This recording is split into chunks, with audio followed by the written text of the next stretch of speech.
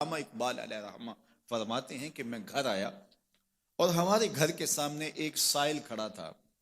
سائل چوں قضائے مبرم ہے، جس طرح قضائے مبرم ہوتی ہے، ٹلتی نہیں ہے، اس طرح وہ ٹلنے والا ہی نہیں تھا. میں نے اس کو لا کہا بابا چلا جا، معاف کر، لیکن وہ ضد کر کے گھر کے دروازے کے اوپر کھڑا تھا. میں لاؤبالی کی عمر تھی تو سکول سے آیا تھا، میرے ہاتھ میں چھوٹی سی چھڑی تھی، تو میں نے اس کے کاسے کے اوپر ماری تو وہ کاسا ٹوٹ کے گر گیا اور اس کے اندر جو سارے دن کی ریزگاری جمع کی تھی وہ بھی بکھر گئی. تو کہتے ہیں کہ وہ ریزگاری اکٹھی کرنے لگا اور میرے والد شیخ نور محمد اندر سے کہیں دیکھ رہے تھے تو وہ باہر آئے.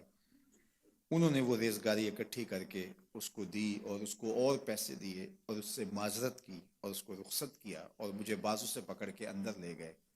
اقبال کہتے ہیں میں نے ساری زندگی اپنے والد گرامی کو یوں بلک بلک کے روتے نہیں دیکھا تھا.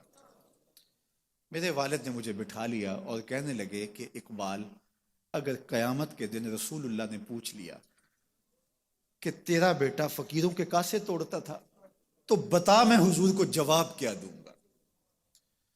تو کہتے ہیں کہ بس وہی لمحہ میری تربیت کا تھا. بلکہ اقبال پھر ساری زندگی کہا کرتے تھے نام تو از پدر آموختم، حضور آپ کا نام، آپ کی محبت میں نے اپنے باپ سے سیکھی.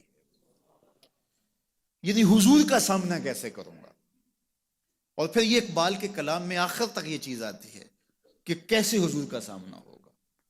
تو غنی از ہر دو عالم من فقیر، روز محشر عذرہائے من پذیر، گر تمی بینی حسابم ناگزیر، از نگاہ مصطفیٰ پنہا بغیر.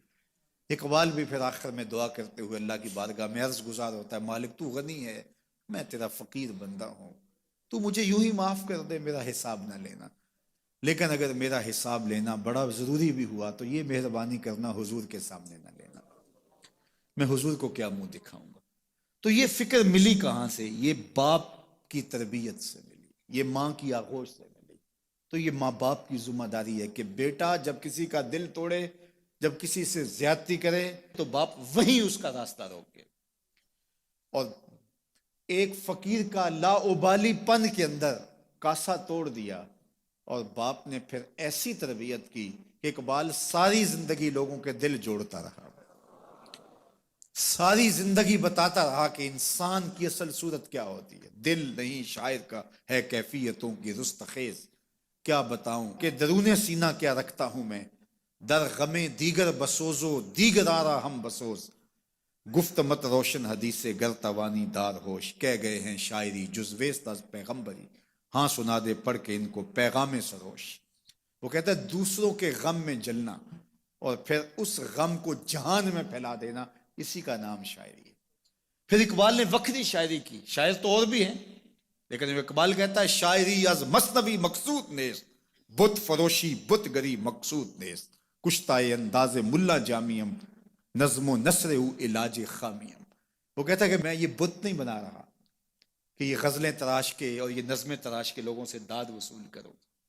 بلکہ کسی نے اقبال کو کہا یار کوئی غزل تو سناؤ، تو اقبال رو پڑا، کہا حضور میں اپنے شعروں کی داد قیامت کے دن آپ سے ہی لوں گا.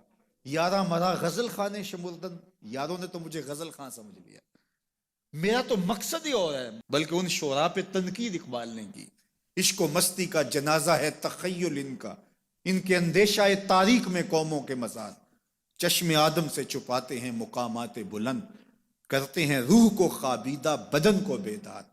ہند کے شاعر و صورت گرو افسانہ نویس، آہ بیچاروں کے اعصاب پہ عورت ہے سوار.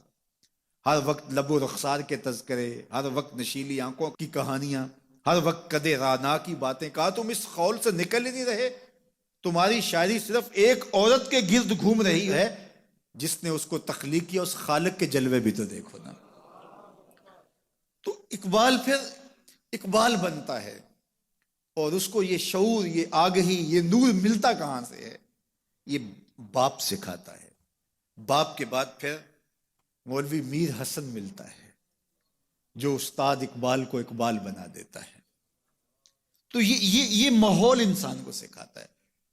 تو میں اور آپ دیکھیں کہ ہم اپنی اولاد کو کیا دے رہے ہیں. تو کبھی بھی اپنی اولاد کو اس کی اجازت نہ دیں کہ وہ کسی کمزور پر ظلم کرے.